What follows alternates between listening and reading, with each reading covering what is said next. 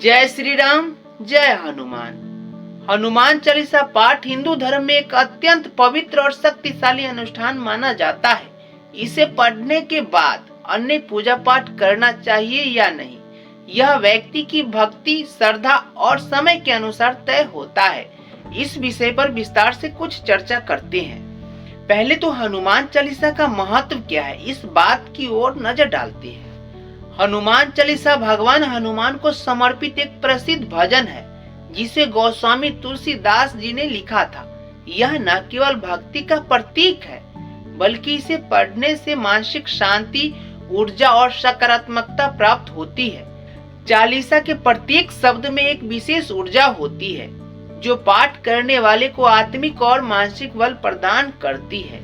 यह कहा जाता है कि हनुमान चालीसा का पाठ करने से जीवन के समस्त कष्ट दूर हो जाते हैं और भगवान हनुमान की कृपा प्राप्त होती है। क्या हनुमान चालीसा के बाद अन्य पूजा करना आवश्यक है या फिर नहीं, इसके बारे में जरूरी है बात करना। तो आइए इस पर भी कुछ चर्चा करते हैं। हनुमान चालीसा का पाठ अपने आप में पूर्ण पूजा है। यदि आप श्रद्धा और भक्ति से हनुमान चालीसा का पाठ करते हैं तो यह भगवान हनुमान को प्रसन्न करने के लिए पर्याप्त है। फिर भी यदि आपको भक्ति और मन की स्थिति आपको अन्य पूजा पाठ के लिए प्रेरित करती है तो आप ऐसा कर सकते हैं। यह पूरी तरह से आपके व्यक्तिगत भावना पर निर्भर करता है। पूजा किस तरह से करना चाहिए, इस पर भी कुछ चर्चा करते हैं। हनुमान चालीसा पढ़ने के बाद कई लोग दीप जलाकर हनुमान जी के चरणों में प्रणाम करते हैं। कुछ भक्त लोग भगवान राम, सीता और लक्ष्मण की आराधना करते हैं, क्योंकि हनुमान जी का भक्ति भाव भगवान राम से गहराई से जुड़ा हुआ है। अगर आप चाहे तो आप भी इनका स्मरण कर सकते हैं। हनुमान जी की पूजा के बाद क्या करें? पहला, ध्यान और प्रार्थना।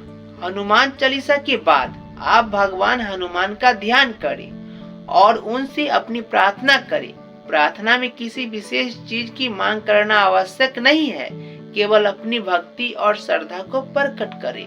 दूसरा, रामायण पाठ। यदि आपके पास समय हो तो आप रामायण के कुछ अंशों का पाठ कर सकते हैं। हनुमान जी के लिए रामायण पढ़ना विशेष प्रिय है, क्योंकि वे भगवान राम के अनन्य भक्त हैं। तीसरा, आरती।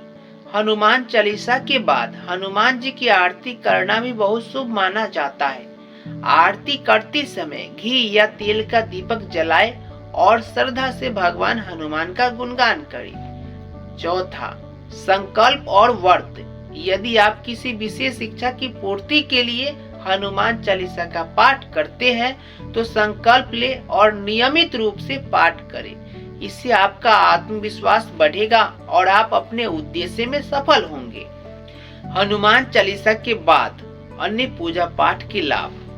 हनुमान चालीसा पढ़ने के बाद अन्य पूजा पाठ करने से आपकी भक्ति मजबूत होती है। उदाहरण के लिए भगवान शिव की पूजा। हनुमान जी शिव के अवतार माने जाते हैं, इसीलिए शिव की पूजा करना भी लाभकारी हो सकता है। गायत्री मंत्र का जाप।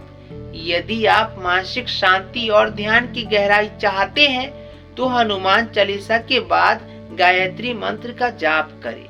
सुंदरकांड का पाठ। सुंदरकांड का पाठ भगवान हनुमान की महिमा का वर्णन करता है। यह पाठ सकारात्मक ऊर्जा और मनोबल बढ़ाने में सहायक होता है।